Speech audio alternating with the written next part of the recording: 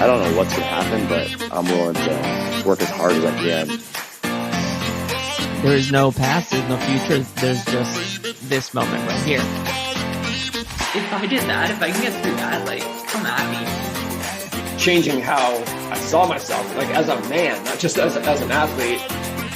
It's okay that I struggle. It's okay. That's part of the deal. It's how I respond to it.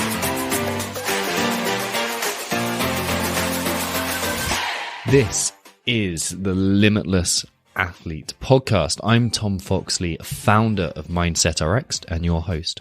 And today I'm joined by Joshua Murillo. And Josh is, well, you're going to find all about him. And he's a long-standing figure in the CrossFit community, but he's also working with actors, movie stars, those kind of people, comedians, and a bunch of other people that you hear about in their body transformations. And the thing that we discussed, I think is very interesting, is the role of coaching today and what that requires in terms of emotional understanding. And as an athlete, if you're listening to this, there's a ton of value because you can think, what kind of questions do I need to ask myself? And as a coach, if you're a coach listening to this, this gives you a shortcut into like, this is what both Joshua and I have discussed and have developed by ourselves, and this is how you can implement it into your coaching. So that's important. And also, Josh just has a cool as fuck story, to be honest. He's done a bunch of stunt work. He's now working in this kind of body transformation industry and what that kind of entails. So enjoy this podcast with Joshua Murillo.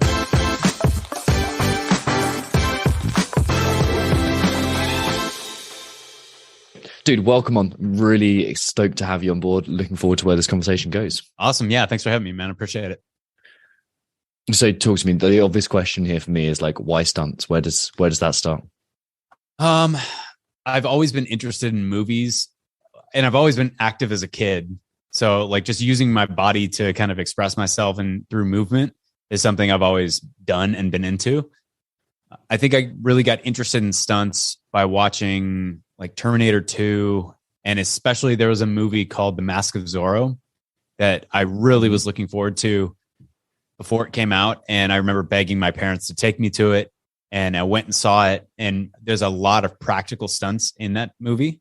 So, lots of sword fights, lots of falls, lots of like high falls. A lot of the, like, I don't want to say standard, but a lot of the gags that you would need to know how to do to be an expert stuntman are done in that movie. So there's lots of horse work. There's lots of crashes. And I'm sure that the safety protocols that needed to be put in place for a lot of the stuff to get done was immense. And I was just really impressed by all the stunts in that movie. And I think that was the first time I was like, man, it would be really cool to be one of those guys who helped create this action, because the action made the movie to me and it moved the story forward. So with stunts, it's like you're trying to tell a story without saying any words. That's basically what it is. Mm-hmm. So really dramatic moments can take place when you're using movement to move the story forward. And you can see that in movies like The Revenant, where there's not a ton of dialogue in certain areas. And it's a lot of like him, like just climbing through the snow or like wrestling around with Tom Hardy or, things like that, where they're really dramatic moments. And if they were done incorrectly, it would really take away from the movie. So, yeah. What does practical mean? Non-CGI? Yeah. Okay. Yeah, sweet. basically. And is there like a rift between the purists and CGI, or is it like just different specialities? There may have been in the past, but it's kind of all blending together at this point. The way technology is going, I mean, who knows? Like in 10 years, all stunts may be done by computer generated people, so we don't know. It's one of those things that would be a lot safer. I think on lower budget stuff like TV shows and stuff, they wouldn't do that, but maybe for higher budget things where there's like really, really dangerous stuff that needs to get done, they would use AI to do it, or down the road, they may even use like robots. Like who knows? I've seen a couple like think about where it can go. Yeah. I've seen a couple like weird, like rough versions of like a stunt robot swinging on a vine or something like that. And it lets go and does like a million flips. There's a video of that on YouTube somewhere. But But yeah, so Is that Boston Dynamics? it might be. It That might have stuff. been that. Yeah. That's It's crazy, just dude. It's pretty incredible. wild how far it's come. So yeah. yeah, I don't know. The one thing that AI can't do that you would require stunt person for is kind of like the expressions and the acting part of it as far as getting beat up. But who knows, down the line that may be able to get replicated as well using AI. So I'm not sure where it's going down the line, but I'm just enjoying what we do now and what we've done in the past. And yeah, we're happy with our career and it's been fun. Yeah. So first gig. Yeah, first stunt gig was it was like a low budget. So I first moved to LA, and when I first moved there, I didn't move there for stunts. I moved there to do audio, and it was kind of one of those things where I was looking for some extra cash, and I answered an ad on Craigslist for like an acting role, and it was kind of like an action acting thing for some student film. And I ended up having to like wrestle a zombie or something. It was, I can't even remember the for it, but that was pretty much the gist of it. And so there was a lot of rolling around, a lot of wrestling. I don't think I fired a gun for that, but it was like something like that. I think I had a weapon that I didn't use or got knocked out of my hands. And I just had so much fun doing that. I was like, wow, this is really cool. I'm sure people do this for a living. I have no idea how to get there, but it was cool. And over time, I eventually I moved away from audio and started coaching CrossFit. And I ended up managing a CrossFit gym. And there were some stunt performers that were going to the gym that I was training. And in the past, I had done like boxing and stuff. So I knew how to fight. And they were like, dude, you should try stunts. You'd be pretty good at this. So I got a couple gigs here and there. Like I think I worked on like Brooklyn Nine-Nine, which is the gig that kind of got me my SAG card and stuff. And I just had so much fun on that set. I was like, man, how do you do this full time? And I couldn't connect the dots, but I think those were probably my first tastes of stunt work and just being on set and having fun and being like, dude, this can be a career. I don't know how to get there, but it's really cool. I would enjoy that, you know? So I don't think I ever really like set my sights out to be a full-time stunt performer or anything like that. It was more just like things just kind of like kept adding up and opportunities kept popping up and I just kind of jumped on them, you know? Sweet.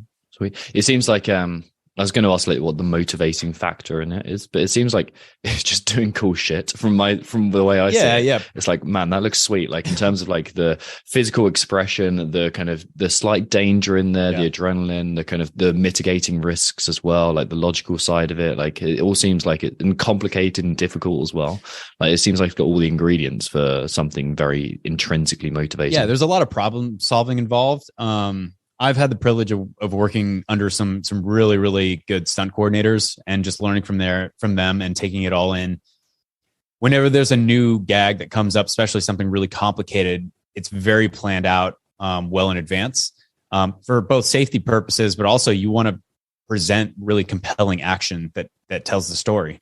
So yeah, a lot of planning goes into it. And it's really interesting. There's a fair amount of like engineering involved and coordinating with the riggers.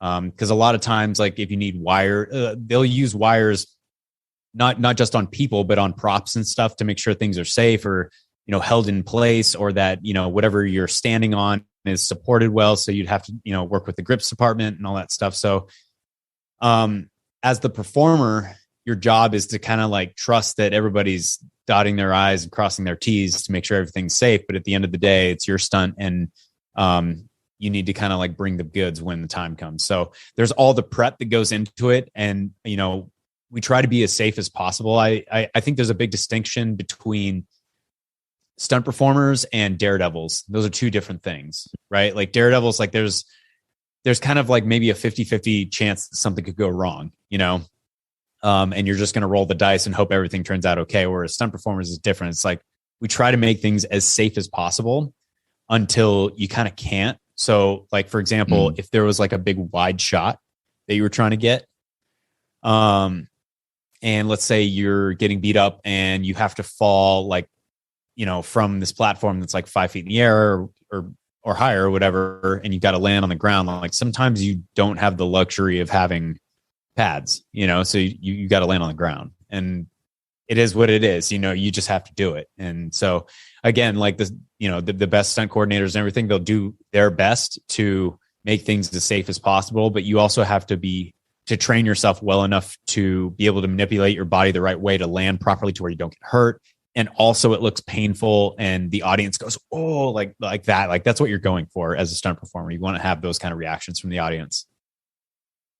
Yeah, it makes me think of like the mitigating risk thing seems like the conversation around Alex Honnold's doing free solo. Right. When the non-climbing community looked at that and went, man, that is crazy. And it is crazy. Like to free solo El Cap, it is insane. Yeah. But like what you don't realize is how much prep's gone into it, how many like kind of reps have gone in on every single move, how he's visualized every component of it, how he's like kind of he's got everything squared, and it's well within his climbing capacity. It's like 12 15 grades below what he can actually climb if you do ABCD as well. Like so there's a ton in there, but like it appears risky, but you mitigate as much risk as possible. A great example of that, we used to do a touring stunt show called Marvel Universe Live, and during the show, there was one section where Spider-Man would come down for the first time and he'd be standing on this platform, and it was a decent sized platform, but the platform's about 15 feet in the air, maybe a little less than that. Maybe it was like 10 feet. And then just, below that is just the ground. Right. So he had to come down. He did his Spider-Man moves and then did a cork, which is basically a swing through with one foot. And you would do a gainer, which is like a backflip with a full twist. So that's called a cork. And he had this platform to do it on. And if he falls off the platform, it could really, really injure him very, very badly. But these acrobats and performers that we worked with had done like thousands of corks. So it's like they were so dialed in with that movement that to a normal person, that would seem very dangerous and reckless and stuff. But when you're part of the production, you're like, this person has that much ability. They have that kind of control. And you see that in Cirque du Soleil and things like that. And I think doing stunts in film and TV has, and especially live stunts as well, has given Haley and I a new appreciation for things like Cirque du Soleil or like even WWE. Like I know they get flack for like, oh, it's fake. It's like, dude, those guys are crushing their bodies every single day. Like it's really, really brutal what they do to themselves. But yeah. So yeah, they have that kind of ability. And so back to Alex, what you were just talking about, I'm sure there's a fair, to the people that are in the know, they're like, yes, it seems like very, very reckless, but he's that good, Yeah, that's it. Yeah, that's it. Competence. Yeah, exactly. Right? And competence and training. Were there any, do you have any memories where you're just like, man, I wish I didn't do that one. That was sketchy. Cause like I can think back to being on a mountain. Like I think there's one time where I was like, that was actually a really bad decision to go down that. And like, it was like every other decision I'm pretty proud of. Like the test, would I be proud of myself if my wife saw this? Like in 99% of scenarios, I've been like, yeah, but there's like one time that stands out where I was like, I'm so glad nothing happened there. Cause if she saw that, she'd been like, you idiot. Not ones that I wish I didn't do, because I feel like they were all learning experiences, but I can think of a couple like almost like practice projects that we would. So when we were starting out, a lot of times we would help each other by building our reels. So we'd be like, hey, let's shoot something for free and go out and do some stunts, and then we'll film it. And we can put that on our reel. So that way, when we're shopping around to coordinators, we have something to show them. And there's a couple of things that we did like that. We put as much emphasis on safety as possible. And we consulted as many people as we had access to as possible, and they went fairly safely. So I don't regret those because they went well. We did our due diligence to make sure people were safe, but in hindsight, they could have been safer, And so that's really the only thing. It's just making sure that, whoever we're working with, they're safe, they feel safe around us, and we're doing right by them. So, and especially in those situations, Haley and I were kind of in a leadership position and running the show there. So that's not so much anything to do with myself. It's more of like any time that I'm responsible for somebody else. That's when I'm like, oh man, like, could I have done this better? That kind of thing, you know? So it's not really regret. It's more just like, these are learning moments, you know? Yeah, gotcha. And did you say you owned a CrossFit box at the like same time? No, or no. we're We're managing CrossFit High Voltage. We've had a number of opportunities throughout the years to own a gym or to start a gym. And there's been a number of people who've come out and offered us an opportunity to start a gym, and we've considered it. And we, you know, even recently we've considered it, but it's like, you know, the nature of our job requires us to travel a fair bit. And it's one of those things where we need to have the ability to step away. And, you know, if you're running the show, and especially if you don't have everything in place to where you have a manager and people that can just like take care of everything when you're gone for undetermined amounts of time, we don't know if we want to put ourselves in that position yet, you know. So that may be something down the road, but as of right now, we're just kind of like continuing to do the film and TV thing, because it's kind of like we want to make hay while the sun shines, you know. Things are going good, so we should probably capitalize on that.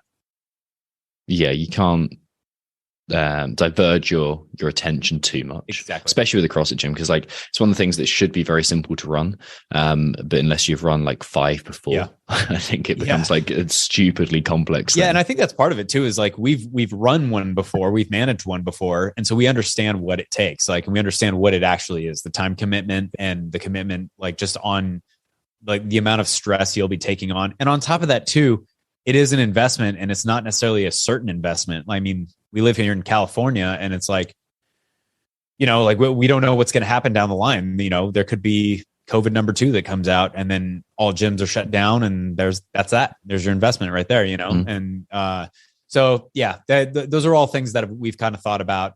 So yeah, I don't know down the road how it's going to go, but yeah, we really right now we're just working on not only focusing on the film stuff, but just expanding our network within fitness.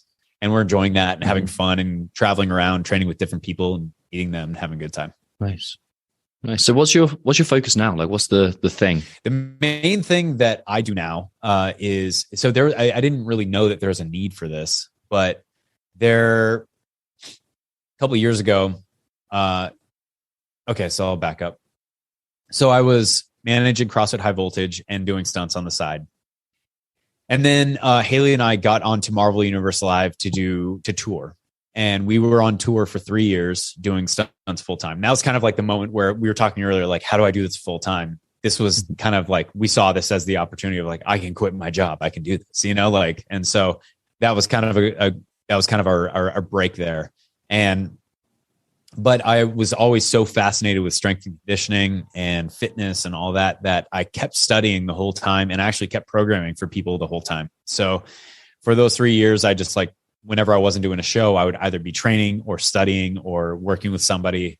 And I just continued that, so that when we got done with the tour, I was supplementing income in between stunt jobs by training people and programming for people and doing all that. And eventually someone put the feelers out because they needed a trainer for a kid on Avatar. And the stunt coordinator was passed along my information, because people in the stunt community were like, oh, you should ask Josh. He does this. Like, he does this all the time, you know? And so that's kind of how it got started. And then I had like a bunch of meetings. I had like 4 meetings or something like that. And within like 2 or 3 days, and it went well. And the beautiful part about preparing and being passionate about what you do is that when opportunities present themselves, they typically don't give you time to prep. So I had been studying this stuff for years and years and years. So when I had to go in for these meetings and explain, like, here's how I will get the kid from A to B, all I had to do was write down the plan. Like, it wasn't like I had to do a ton of studying. I was like, I know how to do this. Like, and then I went in and explained it. Like, here's what I would do, you know, like, here's how it'll work and here's why it'll work, that kind of thing. And yeah, it was nice to kind of be prepared in that moment. Yeah, it worked out. And so I met Jack Champion, and we started training in 2018, and we still work together today. And he's like a little brother to me and stuff. So it's been a really rewarding experience doing that. And that opened the door for us to start working in film in that capacity. So since then, we've worked with actors, comedians, singers, performers of all kinds that need the same thing. Basically, they want to look good when they're performing, and they want to feel confident while they're doing it. They want to have tons of energy and all of that. And so we've actually pulled back quite a bit from chasing stunt work and focusing more on this, because we realize that there's a need for this, and there's not a whole lot of people in this space that have the experience and have the on-set experience of also understanding like the requirements of an actor. But we had that pedigree through stunts. So a lot of times we'll get hired by the stunt department. We'll get contacted by the stunt department, and then we'll go into training somebody. But actually now we just get contacted by actors themselves, and our name gets passed around, and like, hey, you worked with so and so. They look great. They were talking about you and stuff. Can we set up a meeting? And so we do that, and just figure out a good plan for them and start working. Yeah. So that's pretty much our main gig now. We mostly just work with performers, and I think down the line we're going to continue doing that, but also we want to find a way to expand that somehow, and to help a greater population, like, and help people who want to get healthy in general. So I'm not exactly sure what that looks like yet, but that's kind of the idea. Down the line, we're going to try to help more and more and more people. So.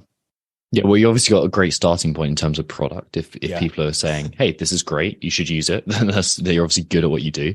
Are you focusing on just the training side, or is that nutrition? Is it recovery stuff? Is it everything else? Yeah. And that's part of it too, is like we explain to people, like, if you want to look good, the training is one part. There's 3 parts. There's 3 pillars to making this work. If you want to like improve your body composition, there's the training, there's your diet, of course, and then there's recovery. And you can't neglect one of these things. Like if I have a great diet and I'm recovering real well, that's great, but I'm not going to have any muscle. I'm not going to build anything worth showing off.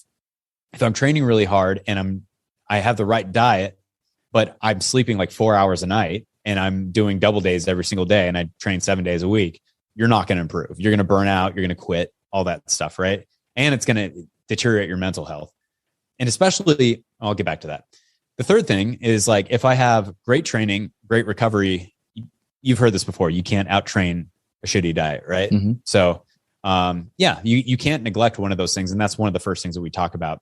And the more important thing, especially with performers, people focus on how they want to look with their shirt off. And that's like their main goal and all that stuff. And I think they think that in film, the actors are like, I want to look ripped. That's priority 1, X, Y, Z. And the first thing that we talk to our performers about is like, look, I understand that training is not something you really enjoy. You enjoy singing. You enjoy acting. That's your passion. Our passion is training. You know what I'm saying? Many people, their passion is training, or athletes, their passion is training. But for artists and stuff, they want to be able to perform at the highest level doing their art. So this is only something that's secondary that allows them to do their job better. And I think once we kind of like frame it that way for them, they then understand the importance of it, versus just being like, ugh, this is something I have to do, or why can't I just be ripped? Like all that stuff. Like it allows them to frame it the right way to where they're like, this will help me do what I love better. Does that make sense? Mm-hmm. Absolutely. And so, yeah, absolutely. It's, so my background is I work with CrossFit athletes on mindset. That's basically my jam. I help them perform better. Yeah. And so much of it is a kind of a similar process. I used to think, oh yeah, everyone will just love to sit down with a journal and figure out why they think the way they think.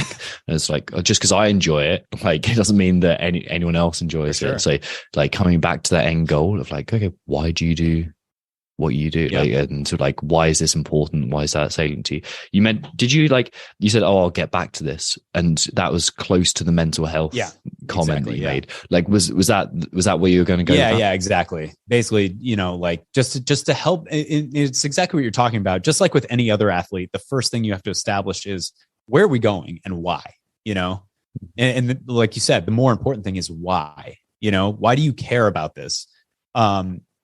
One of the tougher things is when I first got started with Avatar, you know, I was working with a kid who was like 13 years old, and the studio and the producers and the director were like, we want you to train this kid, right? Now, a lot of times we're being hired either directly by the actors, or the actors are recommending us to the studio and then we're working with them, right?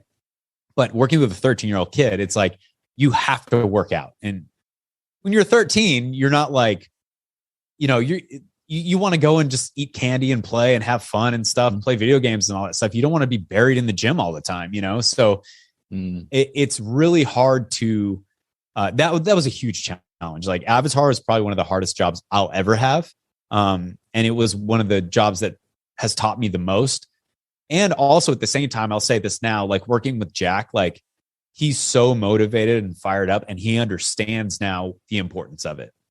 It's not something where I have to like, you know, like drag him, you know, we still work remotely and everything. I don't have to drag him to the gym or anything like that. Like he knows what it takes. But that's developed over time. And so that was really, really important at the beginning, was figuring out like, dude, why are you even doing this movie? You know, like not just why are we working out?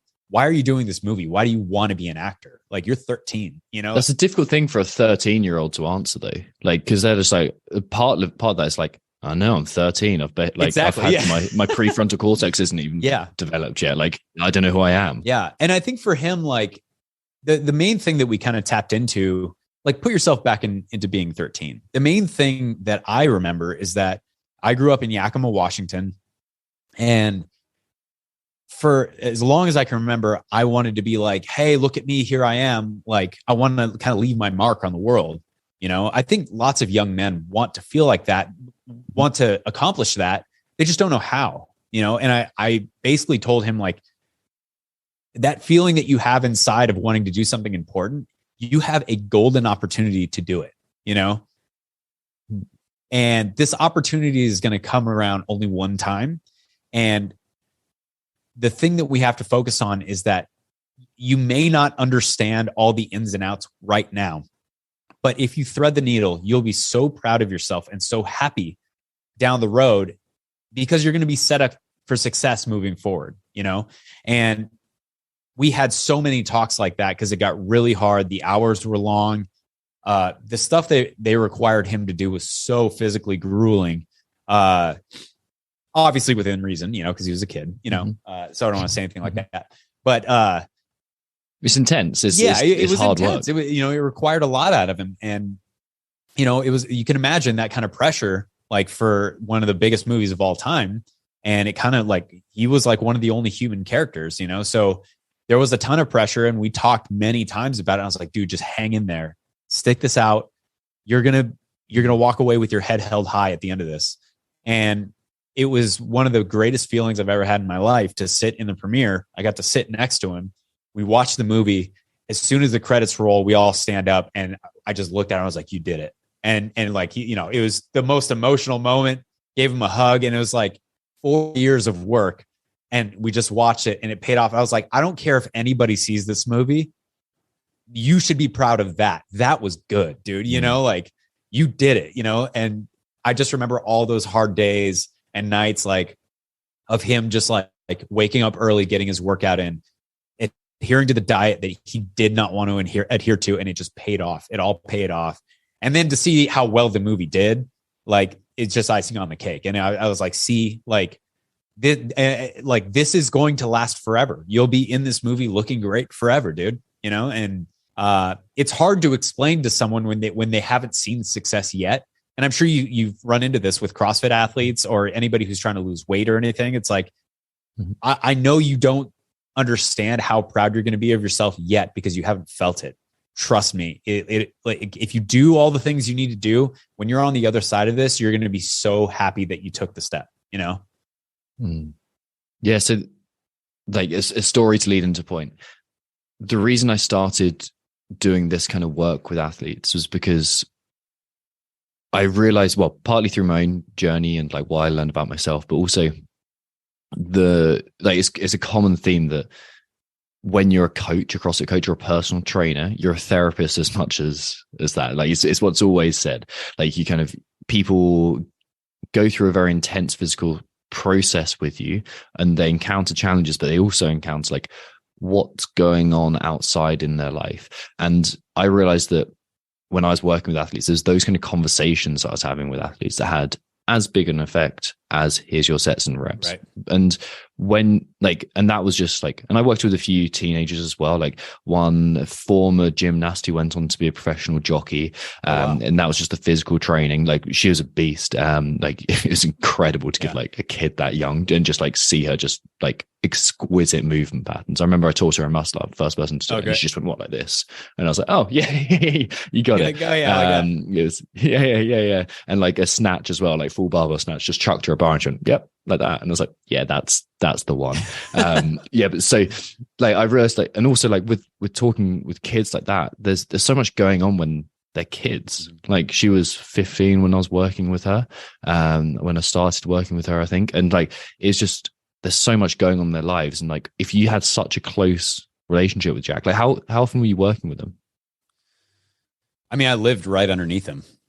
We saw each other every day. Yeah. That's pretty intense. Yeah. Like I said, he's like a little brother. Like, yeah, man, like it's a cool relationship we have. Lots of mutual respect. And so, I mean, we would train 5 days a week, and probably 2 or 3 of those days were 2 days. And when I say 2 days, it's more of like, we do like bodybuilding stuff in the morning, and then like either steady state cardio at night, or some, you know, depending on like maybe like some boxing, or, you know, like hitting the heavy bag or something like that. So, yeah, that was kind of like our rhythm and our flow for the week. And a lot of it was dictated also on what was required of him on set. So, you know, we could have a double day planned, or we could have,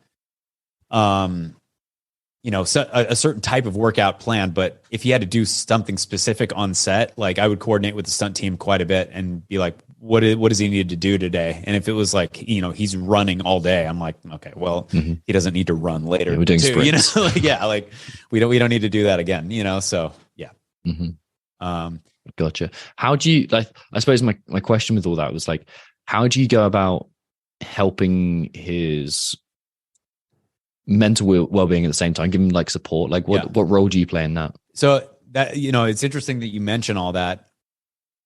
I also think that that's super important. This has actually happened with not just Jack, but other performers we worked with that are adults, where there's been times where we walk into the gym, and I think it's really important.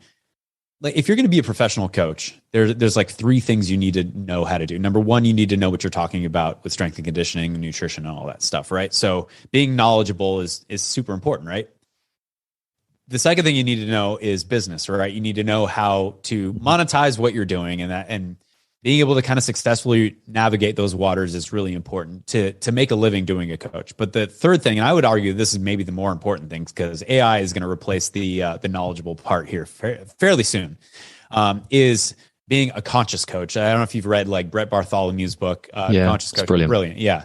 But being empathic and being able to read people and being able to read the room and see what's going on and relate to them is probably the most important thing, I think, to getting someone to continue to keep grinding and doing what they're doing and chasing what they're chasing. So like I said, there's been a number of times, like not just with Jack, but also with some of our adult clients that are performers, where I'll get to the gym and I can tell something's wrong, you know, and we'll start warming up or whatever. And I'm like, hey, how's it going, man? Or, you know, what's on your mind? That kind of thing. And they'll just start talking. And if it's bad enough, there will be times where I'll be like, listen, dude, let's not work out today. You know, why don't we just sit here and talk, you know, and we'll just put some music on and just like, you tell me how you're feeling, what's going on. And they'll just unload, you know, like they'll unload all the things that are bothering them. And the most important thing I think you can do in those moments is just sit and listen, you know, because a lot of times when people have all these pent up emotions, I don't know if you've heard this before, but it's like, there's a time to be a problem solver and a time to just be a sponge. Right. And it's like, you need to figure out like, and I'll sometimes even ask like, do you just want to, do you want me to help you solve the problem, or you just want to get it out? And sometimes they'll just be like, I just need to tell somebody this. And it's like, cool, go for it, you know? And so they'll just unload. And then at the end of it, they might start asking you questions like, so what do I do and stuff. And then you can kind of like weigh in and be like, well, if you do this and this, like, here's the outcome that might happen. Or if you handle things like this and this, here's the outcome that might happen. So you kind of have a choice, and I always try to like frame things like a question, like a choice, that way the athlete feels like they're in control of their world. Because a lot of times, like whether they're chasing sports or they're chasing, especially the film business, which is just so, fickle and stuff. It's like, you could be hot 1 minute and then not be able to find work the next, so, and it's not because you're working less hard, it's just the nature of the beast. So what a lot of times, like whenever I'm trying to give advice, I'll try to give it in the form of an option or a question. It's like, you could do this, and then here might be the outcomes for that. Here, you could do this. Here might be the outcomes for that. Whatever you want to do, I support you all the way, dude. You just let me know how you need me, And then that way they feel like they're choosing their own adventure, their own direction in life, and you're there to support them. And I feel like Haley's first coach, Tim Thackeray, he said something to me I thought that was really cool one time. He said, the coach is the person who cares the most. And I started thinking about like, well, they can't care more than the athlete, or they can't care more about the athlete than their parents. And I'm like, when I started thinking about it, it kind of came into, it made sense over time, because I was like, the coach is the one that has to step back and take the big view of the entire picture. The athlete is in it, right? And so the coach has a view of the goal, the starting point, and how we're going to get there, and also should care about the athlete enough to where they're just as passionate as anyone else in the athlete's life about that goal, except for the athlete. Does that make sense? And so absolutely. Having that kind of knowledge and also that kind of passion alongside the athlete makes the coach like a very pivotal, or I should say an important key to success, I think. And that goes beyond just athletics as well. Like, I mean, you could say the same thing with a business coach, or a mentor or anything like that. Like someone who really, really cares about another person's progress or success or failure. Like, I think it's just such a massive indicator of if someone or an endeavor is going to be successful or not. It's funny because it's the one thing that can't be systematized. It's the one thing that can't be scaled. It can't be taught by AI. Yeah. It's the human connection. And it's like, I think, obviously I've got no idea what things were like previous to my life, but it feels like right now is a very disconnected time. Yeah. And we are spending so much time like social media connection. Like even this conversation now, it's like, it's connected, but it was also through a screen. Yeah. And now like everyone who's been listening to it, it's like they're not part of the conversation, they're just listening in. And like it's very rare to have the opportunity to sit down, have someone just say, hey, what's going on? Talk to me about what's going on in your life. Yeah. And like it's such a needed situation to go, this is what I'm feeling. And it's a skill that you practice as well. Something that like you can't get good at explaining what you think until you start just speaking random words, and they vaguely they have some semblance of truth in them, some semblance of what you mean, and eventually that becomes more articulate, and then through that you get to know yourself better. And like, so you're, by coaching in that fashion, you're providing a way deeper service than here's your sets and reps. 100%. And I think that there's also a hesitancy for people to open up in person because of how digitized everything has become. One of the negative things about obviously social media and stuff is that everybody just feels like they can kind of pop off and say whatever they want about anybody at any time. Like if you go to, I don't know, like GQ or Vogue, or like a magazine where somebody like on their Instagram, they post like a photo of somebody like in a dress or something like that. You're going to get comments about how great the dress is, and then lots of vicious comments about like how the person looks, or how they look funny, or they're making a funny face, or have they gained a little weight, or whatever it is. And like people have no qualms about talking like that behind a keyboard. They would never ever say that kind of stuff in person. I think that we get trained to hearing negative stuff all the time when you put yourself out there, right? Like online. Whereas like in person, I think people are also hesitant to open up because they're so used to, if anybody puts anything out there about themselves, having some negative feedback. And when, in my experience, like when you create a welcoming environment to where you allow people to be able to, in a safe way, to open up and just be like, hey dude, here's how I'm feeling. Here's my concerns. Here are my fears, all that stuff.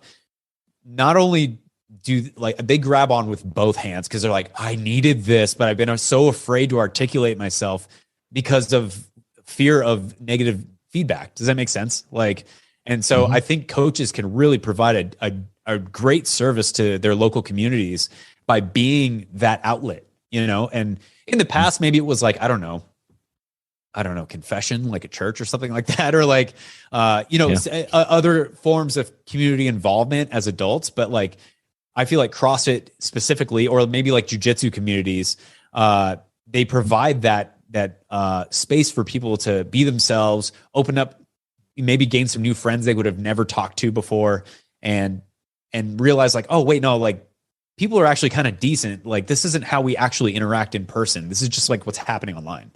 Yeah. Yeah.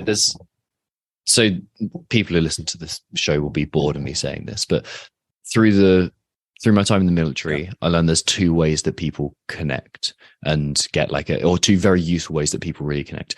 One is through obscene amounts of alcohol. For some reason, that bonds people really well.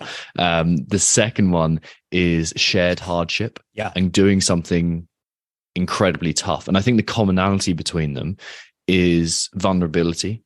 You're doing something where you're expressing who you really are. Through alcohol, it's kind of like unbidden, and you're showing your true self. And if you're still liked after that, then fantastic. You've done a good job. But like the shared hardship thing around jiu-jitsu communities, when someone's trying to strangle you and break your joints, and through CrossFit, like in that community too, but also like the military is a great community for that. Those kind of shared suffering communities are like, they're real tight. And you get to know what someone's truly like in those kind of vulnerable places. Yeah, for sure. There's nowhere to hide in those moments, and like all the front that you put on, you know, all the airs that you put on, like outside of the gym or outside of the mat or whatever it is, or I'm sure in the military as well. Like everybody's wearing the same uniform, you know, like, and so I find that the gym in general is kind of the great equalizer. I've trained with people that, you know, don't have much going on, got a simple job, all that stuff. And I've had just as good workouts with them as I've had with people that are kind of captains of industry or directors or producers and all that stuff. And it's like, everybody has to go and lift the same weights, you know, like I find it's the great equalizer, and it's it's one of the only places where we all come together and bond over the same thing. Yeah, exactly. With, well, not who you're working with now, where do you, I suppose it's around the mental health thing. Sure. Like, how do you ensure that someone's getting the right level of care, and how do you ensure that you're not going too far into that kind of the therapist role? Oh, that's a great question. I think through humor. I find that one of the best things, the best tools that a coach can have is to take pressure situations and make light of them. You know, so I find that using jokes and humor is a good way to kind of like figure out like how your athlete's feeling throughout the day. You know, like if they're cracking wise and having fun in the gym and having a good time, typically things are okay, and you don't need to really like pour it on with the therapist stuff. And if you keep that as like a routine, like, hey, yeah, when we get in the gym, we're having fun, you know, like we're joking around. When you notice that like they're not giving it back to you, then that's my gauge for like, hey, maybe we need to talk, you know, like maybe we need to get more serious. I don't think it works the other way around, for me at least, to where I start like super serious and I'm like, okay, no, we can't have a good time in the gym. You know, it's the other way around, where it's like, we're having fun, we're in the gym, let's get after it. It's going to be a great day. And then as soon as I feel some pushback about like, ooh, like they're not feeling it today, like what's going on? I'm picking up on something. Then internally I'm like, something's bothering them. Let's try to get to the bottom of it. And I usually try to figure out a way to let them bring it up, you know, versus me bringing it up. I'll usually just ask questions about like, how's your day? What's going on? You know, oh, nothing, just dealing with some stuff. I'm like, stressful. Yeah. And I'm like, oh, cool. You got like a busy day or something. And they're like, well, I got this and this and this today. Like, all right, is that what's stressing you out?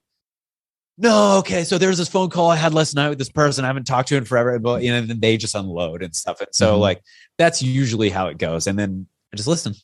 So that's kind of my normal process for it.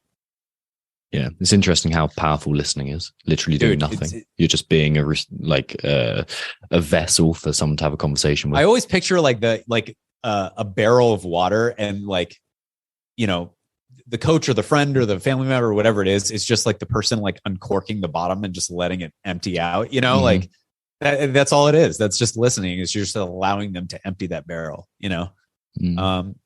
Yeah.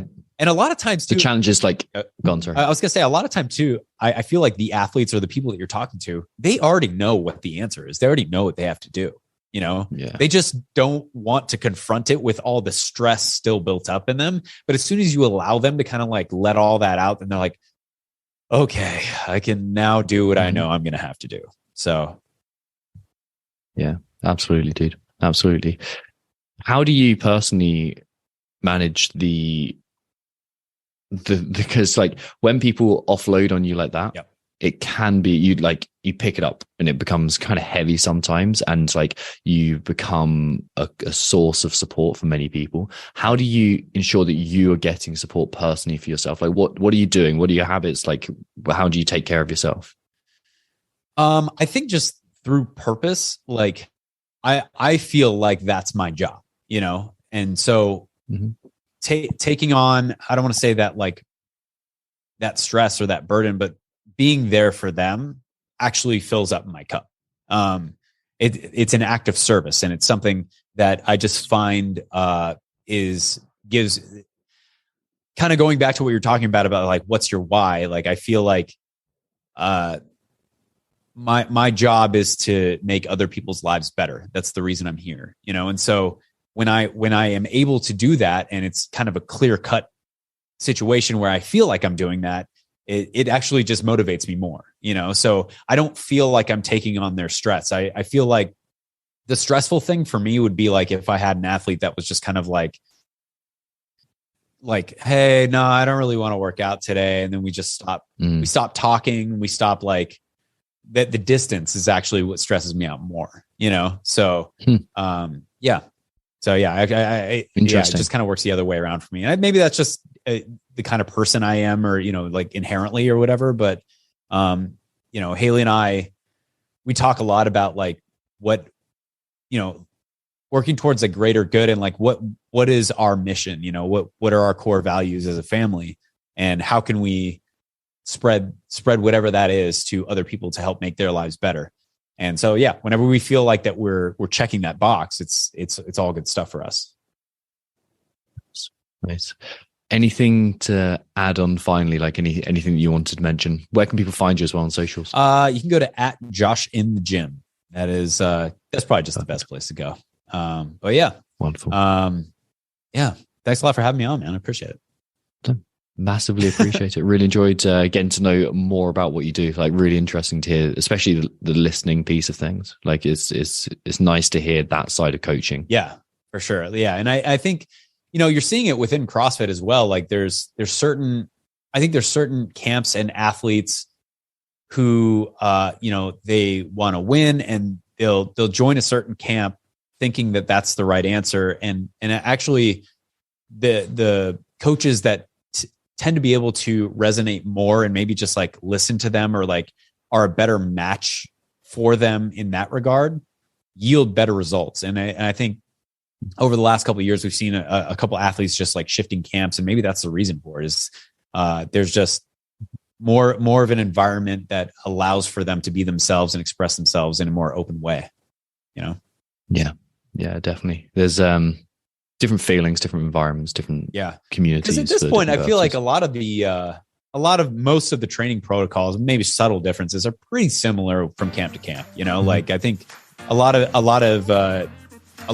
camps have kind of like CrossFit, I don't want to say figured out, but they recognize the patterns, or at least they're they're all like looking around and seeing what everybody else is doing and be like, okay, yeah, what should we be doing too? You know, like, so yeah, maybe the difference there is just like, you know, what's the gym's culture? What's the, you know, this training camp's culture versus that one? Why do I resonate with that one more? Yeah. So, yeah. What are the norms exactly. here? Like what's expected. Awesome, dude. Thank you so much for your time. Thank you, man. Really do appreciate it. Thank you for listening to the Limitless Athlete podcast. Make sure you subscribe so you don't miss out on future episodes, and find me on Instagram, Tom Foxley, TomFoxley, so that you don't miss out on your opportunities to, well, train your mindset and make it better and live a better life.